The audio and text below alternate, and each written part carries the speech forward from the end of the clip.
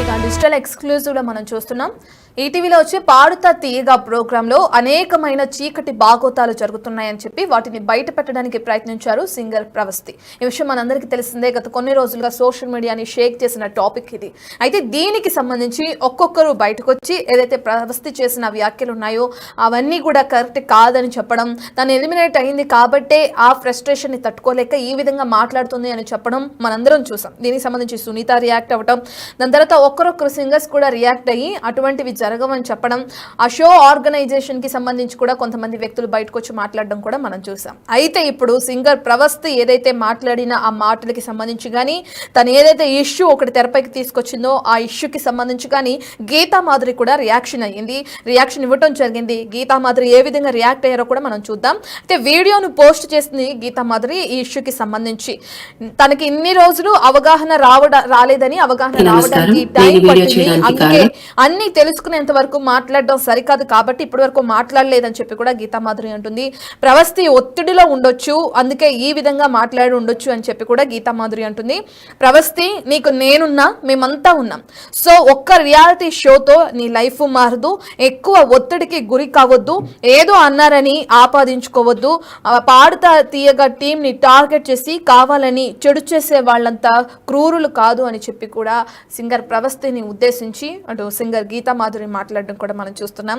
కీరవాణి, సునీత, చంద్రబోస్ ఒకరు ఓటమిని చూసి ఎంజాయ్ చేసే రకం కాదు. వాళ్ళతో నేను చాలా ఏళ్ల నుంచి పనిచేస్తున్నాను, వాళ్ళు ఎలాంటి వాళ్ళు నాకు తెలుసు. నీ ఓటమిని చూసి వాళ్ళు ఎంజాయ్ చేసే రకం కాదు. సో నువ్వేదో ఫ్రస్ట్రేషన్లో ఉన్నావో లేదంటే ఒక ఇదిలో ఒత్తిడికి గురయ్యి ఈ మాటలు మాట్లాడి ఉండొచ్చు. సో దీనివల్ల ఈ ఒత్తిడికి గురవటం వల్ల నీ కెరీర్ని ఆపేయొద్దు, నీ కెరీర్ ఎక్కడితో ఆగిపోకూడదు అని చెప్పి కూడా సింగర్ గీతా మాధురి మాట్లాడడం కూడా చూస్తున్నాం. ఒకసారి అసలు గీతా మాధురి ఏం మాట్లాడింది ప్రవస్తి వ్యాఖ్యలకి సంబంధించి అనేది ఒకసారి చూద్దాం. నేను ఈ వీడియో చేయడానికి కారణం సింగర్ ప్రవస్తి రీసెంట్ గా పెట్టిన వీడియో, ఆ తర్వాత దాని గురించి సోషల్ మీడియాలో ఉన్న చాలా వీడియోస్ గురించి. ఎందుకు రెస్పాండ్ అవ్వలేదు, మీరెవరికి మద్దతు పలుకుతున్నారు ఆర్ మీరెవరికి సపోర్ట్ చేస్తున్నారు, మీ ఒపీనియన్ ఏంటి, ఎందుకు ఇంత రెస్పాండ్ అవ్వట్లేదు అని కూడా కొంతమంది అడగడం జరిగింది. కొన్ని విషయాలు రెస్పాండ్ అయితే రప్చర్ అవుతాయి, కొన్ని విషయాలు రెస్పాండ్ అవ్వకపోతే రప్చర్ అవుతాయి. సో రెస్పాండ్ అయ్యే ముందు ఒక 10 సార్లైనా ఆలోచించి రెస్పాండ్ అవ్వాలి అనుకున్నాను.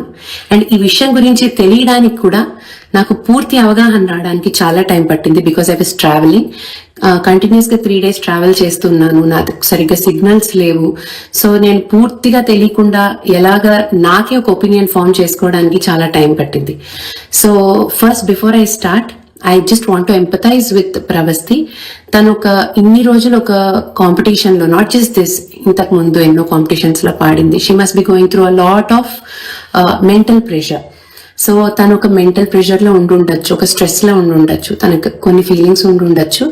But I want to tell you, we are all there for you whenever you feel లో.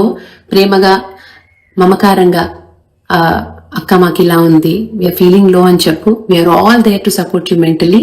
నేనే కాదు, నువ్వు ఎవరినైనా అడుగు, మన ఇండస్ట్రీలో అందరూ కూడా వచ్చి నీకు మెంటల్ గా మంచి ఎమోషనల్ సపోర్ట్ తప్పకుండా ఇస్తారు అని నేను నమ్ముతున్నాను. అండ్ ప్లీజ్ డోంట్ ఫీల్ లో at any cost. Reality shows, ఇన్ని రియాలిటీ షోస్ పాడావు కాబట్టి ఒక్క రియాలిటీ షోతో లైఫ్ ఏమీ మారదు, అంత స్ట్రెస్ తీసుకోవద్దు.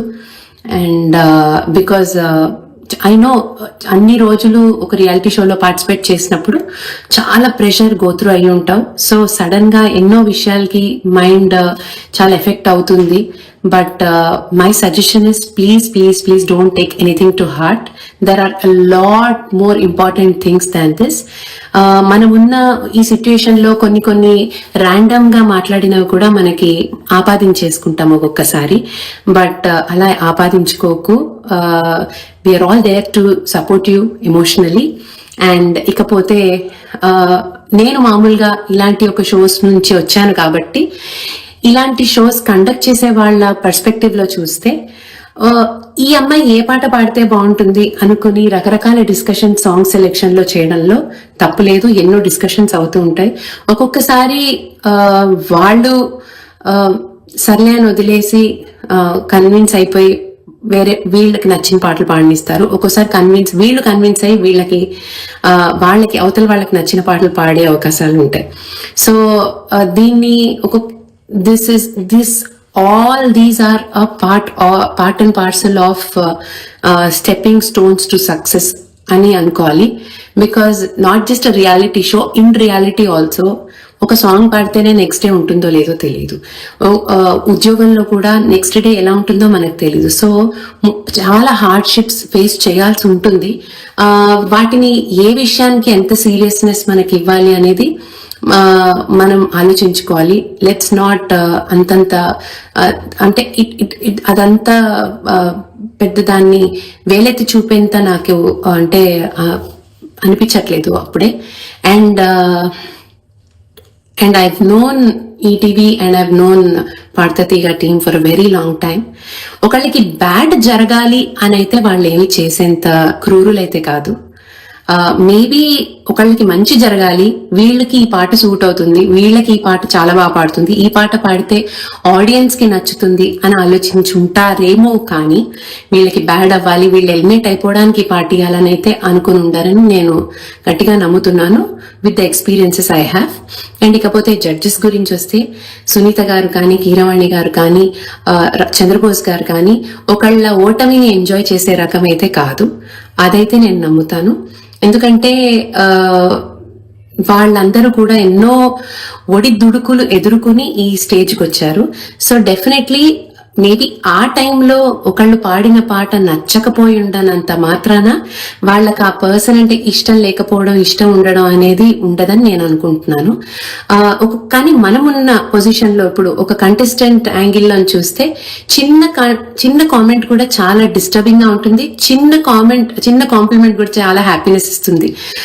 సో అంతా ఇప్పుడు we are not the main characters of others life. So వాళ్ళు ఒక కామెంట్ ఇచ్చినంత మాత్రాన మనల్ని గుచ్చాలి అని అనుకోవాలని లేదు. సో ఇది నేను అనుకుంటున్నాను. అండ్ ఇది నేను నమ్ముతున్నాను కూడా, because I have seen all these people. And I wish everybody takes all these kind of experiences positively. ఇకపోతే నేను చాలా బాధపడిన, చాలా సీరియస్ గా ఫీల్ అయిన విషయం ఏంటంటే, ఈ సీన్ని ఆసరాగా తీసుకుని, ఈ సిచ్యుయేషన్ ని ఆసరాగా తీసుకుని ఎంతో మంది సెలబ్రిటీలు దొరకడం కోసం వెయిట్ చేసి జడ్జెస్ ని చాలా దూషించడం అనేది నాకు చాలా చాలా చాలా బాధ అనిపించింది. దొరికిందే ఛాన్స్, ఎక్కడ దొరుకుతారా అసలు సెలబ్రిటీలు ఎప్పుడు దొరుకుతారా, మనం పిచ్చి పిచ్చి కామెంట్లు పెట్టేద్దాం, పిచ్చి పిచ్చిగా మాట్లాడేద్దాం అనుకోవడం అనేది I think we all have a serious problem. ఎందుకు అసలు సెలబ్రిటీలు ఎప్పుడు దొరుకుతారా అని వెయిట్ చేస్తున్నట్టుగా అనిపించింది. బికాస్ నిజంగా వీళ్ళకి ఇన్ని ప్రాబ్లమ్స్ వాళ్ళతో ఉండుంటే ఇన్నాళ్ళు ఎక్కడ ఇలాంటి రిప్లైలు, ఇన్నాళ్ళు ఇలాంటి కామెంట్స్ పెట్టుండొచ్చు కదా. సో ఎక్కడ దొరుకుతారా లాగా నాకు అనిపించింది. Maybe I'm wrong also, but నాకు ఇలా అనిపించింది. It's my opinion about this thing, because I've seen a lot of hate comments and I really felt bad. ప్రవస్తిని తిట్టినా నాకు బాధగానే ఉంది, సునీత గారిని, కీరవాణి సార్ని అండ్ అలాగే చంద్రబోస్ గారిని తిట్టినా బాధగా ఉంది. ఇకపోతే జ్ఞాపిక వాళ్ళని, ఈటీవీ వాళ్ళని తిట్టినా కూడా చాలా బాధగా ఉంది. బికాస్ ఎవరు సాడిస్ట్లు అయితే కాదు. సెలబ్రిటీలకి ఫీలింగ్స్ ఉండవు అనుకుంటారు, ఏదో ఒకటి మాట్లాడేస్తారు, కానీ చాలా ఎఫెక్ట్ అవుతారండి అందరూ. I think we have to be ఒక పక్క మనం అంటే ఆనెస్ట్లీ ఈ సిచ్యుయేషన్ లో నాకు బ్యాడ్ కామెంట్స్ పెట్టే వాళ్ళందరూ హిపోక్రట్స్ లా అనిపిస్తున్నారు. ఎందుకంటే ఓ పక్క ఎవరికో సెన్సిటివ్ గా లేరని చెప్పి ఇన్సెన్సిటివ్ గా ఉన్నారనే ఫీల్ అవుతూ అవతల వీళ్ళు ఒక ఇన్సెన్సిటివ్ కామెంట్ పాస్ చేస్తున్నారు చాలా మంది. అక్కడ I'm really feeling very sad and bad. So I feel everyone has to be sensitive towards everyone. I think this is a kind of a reminder to everyone. మనం కొన్ని random గా మాట్లాడచ్చు, but అవతల వాళ్ళు దే కుడ్ బీ థింకింగ్ మనం ఏదో poke చేస్తున్నాం అనుకుంటూ ఉండొచ్చు. కొన్ని మనం జనరలైజ్ చేసి మాట్లాడచ్చు, బట్ అవతల వాళ్ళని అంటున్నాం అనుకోవచ్చు. కొన్నిసార్లు మనం ఫీల్ అవ్వచ్చు, అవతల వాళ్ళు మనం ఓవర్ రియాక్ట్ అవుతున్నాం అనుకోవచ్చు. So before we come to a conclusion it's always better to communicate అన్నది నేను నమ్ముతున్నాను అండ్ యూజువల్లీ నమ్ముతాను. And everybody will have a story. ఇప్పుడు విన్ అయిన వాళ్ళ నుంచి, సెలెక్షన్స్లో ఓడిపోయిన వాళ్ళ నుంచి ప్రతి వాళ్ళకి ఒక్కొక్క స్టోరీ ఉంటుంది. పలానా రోజు పలానా జరిగింది, పలానా జరగకపోయింటే నేనే వెళ్ళేవాడిని, నేనే వెళ్ళేదాన్ని, నేనే విన్ అయ్యేదాన్ని అని ఇలాగా ఏదో ఒక స్టోరీ అందరికీ, నాట్ జస్ట్ సింగింగ్ షోస్ అనే కాదు, ఇలా అందరికీ ఏదో ఒక స్టోరీ ఉంటూనే ఉంటుంది. అండ్